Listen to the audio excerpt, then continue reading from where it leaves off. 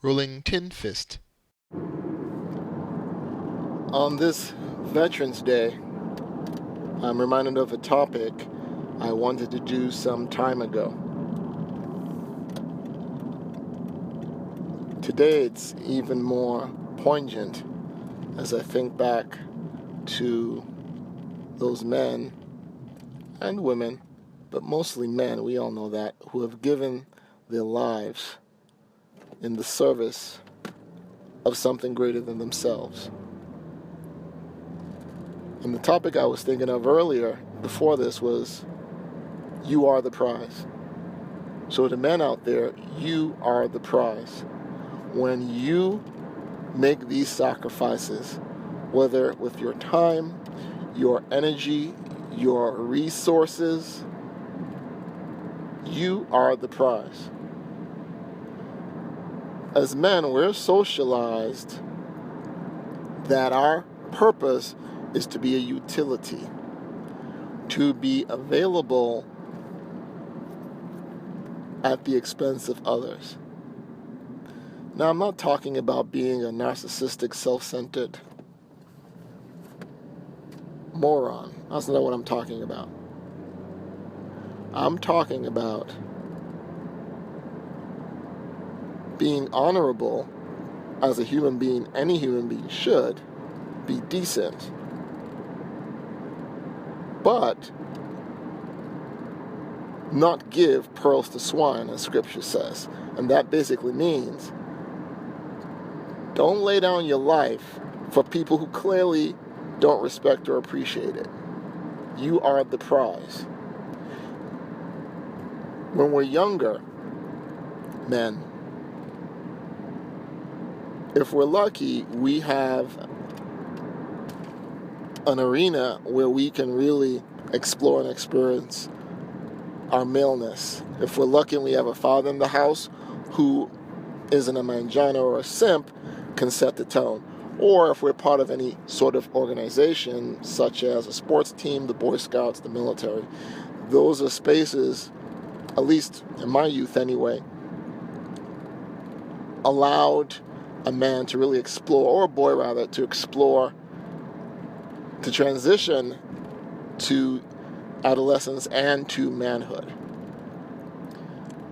What happens, though, is once women get introduced to our boyhood, our young malehood, our early adulthood, and our libido, our little head, is aware of this, we start to simp. Either because of unresolved male-mother need, or just the way we were raised. If we never had an example of really a man showing strength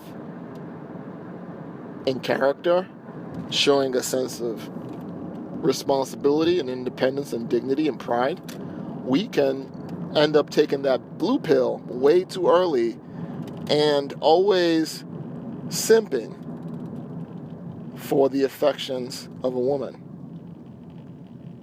And as time goes by, we see the reward from that simping and we mistake it as our Scooby snack. In other words, if I do this trick, I'm going to get me some. And over time, the woman catches on because she starts to realize the power between her legs and starts to really use it. So let's say in the beginning, late teens, let's say, maybe it's even equal. You give as good as you get. You get it off, and maybe even early 20s. But as that woman, particularly in college and beyond, gets wise to the game, like a drug, you're paying more for it, but the hit is less. Till you're hooked, and you'll do anything to get that hit. But you are the prize. Because typically, you're the one putting out resources for the said reward. You're the one taking the risks for the said reward. when you go on a date in our society, Western society, typically the man pays, or at least the expectation that the man pays. Doesn't matter if the woman's a billionaire or not. The expectation is the man pays. And there's the whole chivalry, okay? Opening doors, man does it. Puddle on the side of the street, man throws his jacket down. A train's coming to run over a whole bunch of whomever, and man is expected to jump in there. The woman is not. Ship sinking, same thing. Men and women first. Women and children first. The men are expected to just suck it up. Again, I'm not saying don't be a good citizen. What I'm saying is to remember that you are the prize. Anytime you risk your life, limb, resources, opportunities, you are the prize. You ought to be honored. Again, not because you're some narcissistic punk, because that is, to me, anyway, my thought is fair. It's equitable. Like in a business contract. If I put in 50% and you put in 50%, the spoils should be shared accordingly.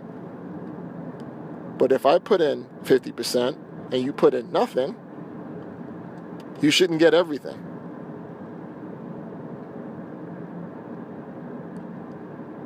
Remember, you are the prize. Now, those of you men, again, who have managed to avoid simping, the matrix, the blue pill,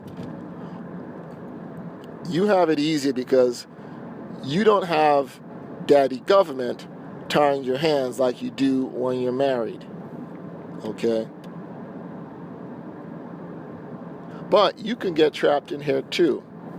You can get trapped if you get into that vicious cycle of simping for tricks. Because eventually what will happen is the woman will get wise to the game and start shit testing you. First, it'll be asking for more than she's already getting. Then it will move to shaming and degrading you. So that'll be the physical degradation, i.e. reducing your resources by requiring more from you resource-wise, energy-wise, time-wise, for you to get the same return or even less than you were getting before, and psychologically shaming you, guilting you by using whatever societal norms in our gynocentric culture are available to basically make you think you're inadequate or you're not enough of a man for simping. You are the prize. You are the prize. And don't take my word for it. The next time you're on a date, have your money with you. Ask her to pay. Ask her to pay. See what happens. If you're married and you're the breadwinner, right? Maybe she has a little job or she gets a little allowance, or maybe she's even working. The next time you get a shit test about why aren't you making enough, or why are you complaining about working so much, don't get mad. Do what I did. Grab all the bills in her name, drop it in front of her on the table and say, you know what? You're right. Here you go. See what happens. Again, I'm not saying be irresponsible, right? If you've made legal commitments, you got to stick to them. Or find a way to get out of them legally. But I'm talking about when you are clearly doing your share or beyond that typically, and somebody starts trying to demean you, make you feel inadequate, remember that you are the prize. Stand up for yourself. Take care, man.